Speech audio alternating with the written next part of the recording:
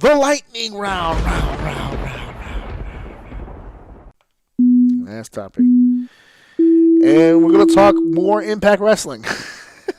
More Impact Wrestling here. But the good stuff, because what Impact is doing right now is very interesting. It's very interesting what Impact is doing right now. One of the big headlines over the past week, Impact working very heavily with MLW, Major League Wrestling. If you haven't heard of them, brand new company, but they're doing a lot of great stuff. Full shows available to you on YouTube channel for MLW. Tony Schiavone at the chair calling matches. That's huge. Low key, former champion now, I believe. He just recently lost it, but I think he was the inaugural champion, whatever it was. Major League Wrestling is doing some big things, and Impact Wrestling is trying to do the same. So they've been kind of working together. But the reason why I'm bringing this up isn't just these two. Impact Wrestling actually has had agreements in the past with AAA, Lucha Underground, Border City Wrestling, Destiny. There's a lot of companies. Rockstar Pro I know about. They just recently did something with PPW here in the Northeast. The days of Impact kind of trying to be like the WWE, keep to itself, keep to exclusivity, seems to be way gone, and they're not the only ones. Lucha Underground has done stuff with other promotions in the past.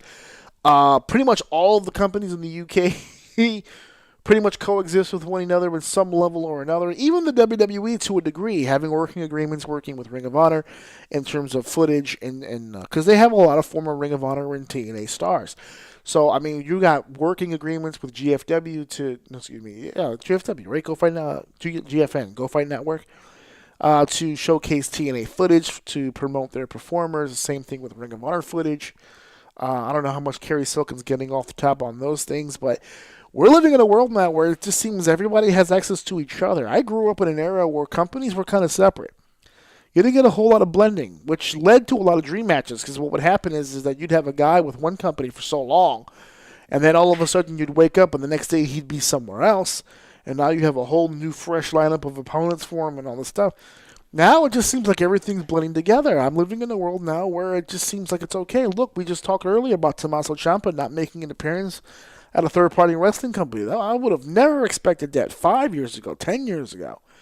We're living in a different time period right now where it just seems like wrestling is, I don't want to say struggling, but it's getting to a point where they kind of feel the need to band together and make this whole business thing work.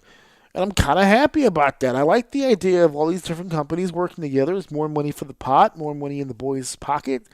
Wrestling getting more exposure. We're doing YouTube. We're doing Twitch. We're doing our own streaming networks. We've got broadcast television coming up for Fox. I mean, wrestling's getting a resurgence. It's becoming different.